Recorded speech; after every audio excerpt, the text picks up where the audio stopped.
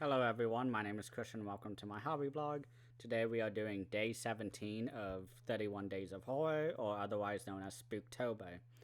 Oh my god, this is a movie that I'm holding that I have been delaying quite literally about a decade on in terms of watching it. And I remember I had seen the original one as a very young child. I think I was like 6 or 7, and I thought it was pretty good, but I didn't think it was scary. I thought it was a little goofy at times.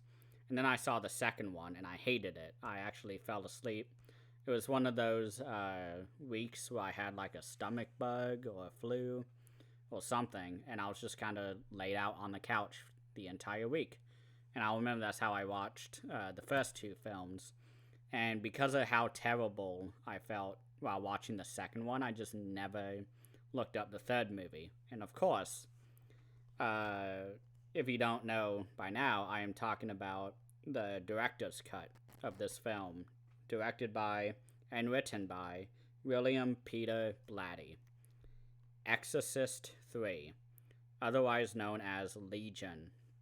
Of course, I watched the director's cut because that was the original one that the director, who also wrote the Exorcist book, intended. He finished the movie.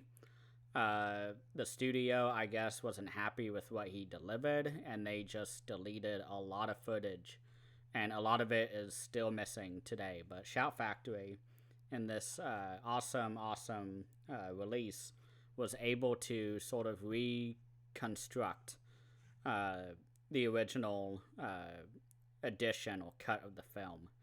And so what they did is that they took sources from the VHS, which is the only available print that you can find. And it's not even a print because it is unrestorable. It is just VHS quality, and there's very bizarre sequences in this movie that I view as essential for the storyline and for characterization and character work and just everything like that, that it switches to VHS quality, and I'm just sitting there like, what the fuck? Why did they get rid of that? That seems pretty fucking important. And I guess my initial reaction is that I loved this one. There are a few movies out there for me where I sit down and I start watching it and I'm hooked immediately, and then suddenly the credits are showing up. I was texting to the Discord group chat because they have been recommending this movie for a long time, and every time I'm like, man, I haven't seen it yet. I should go see it, like, eventually. And everyone says, watch the director's cut first.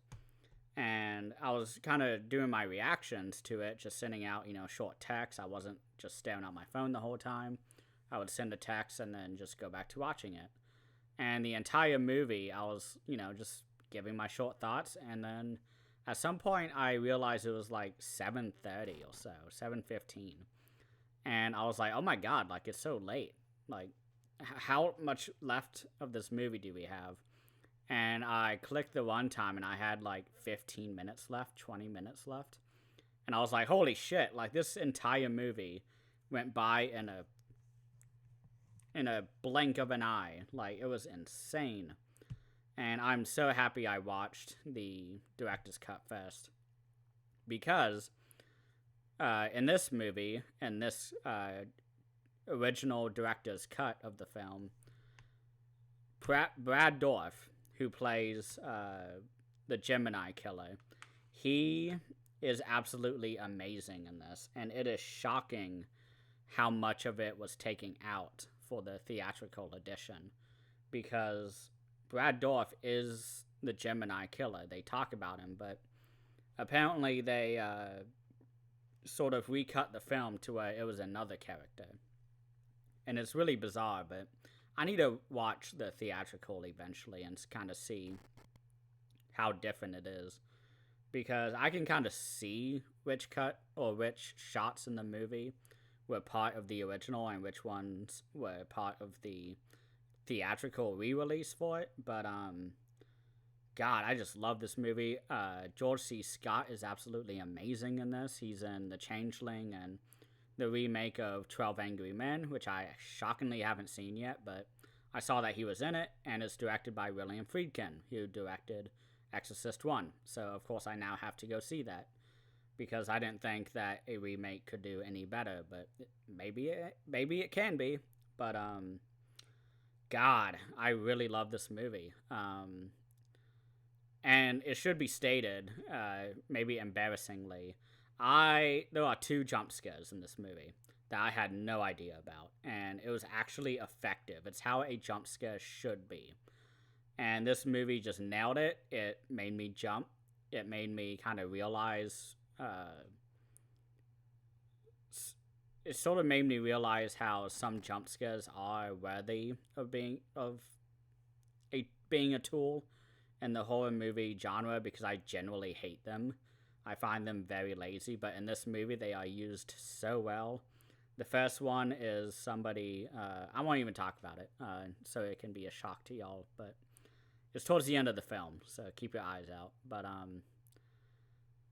I liked how it really went beyond the original Exorcist, because that was kind of my issue with the second one from what I remember. And again, I was like 8 years old when I saw it, but I remember I was pretty dissatisfied because it just felt like the same movie. And that was my initial worry about this, because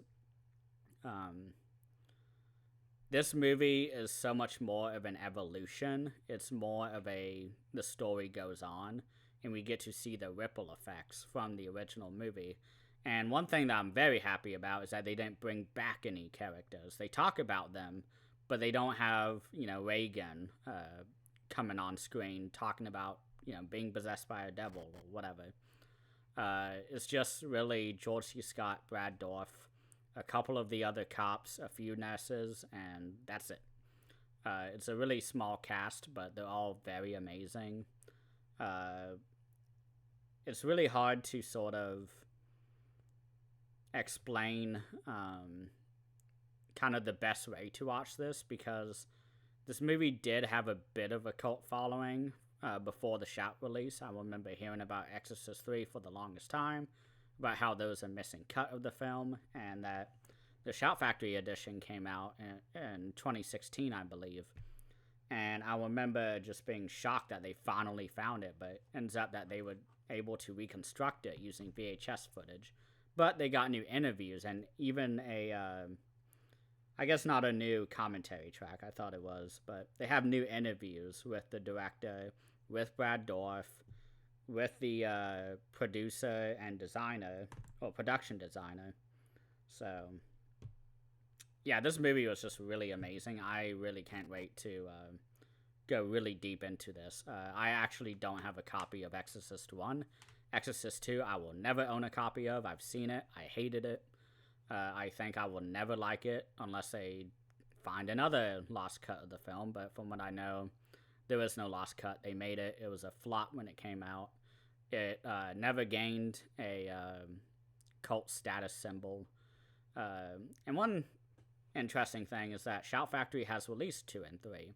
So I wonder if they just were never able to get the rights to number 1, because I would love to see 4K of Exorcist 1 with all of the special features and all the different cuts of the film that the current kind of definitive edition Blu-ray is, which I don't have yet. I need a physical edition of 1, so that's why I'm kind of hoping Shout Factory does a 4K of it. But yeah, oh my god, this movie was absolutely amazing. I was shocked at how well it evolved from the original one, because it is, I think, 15 to 20 years later. But god, this one was so good. Time just moved in a flash for me while watching this movie, and just all the character work and characterizations was so good. George C. Scott is a masterclass of acting, and this was just absolutely amazing. I'm repeating myself at this point, so I'll stop. Thank you all so much for watching, and please have a great rest of the Monday.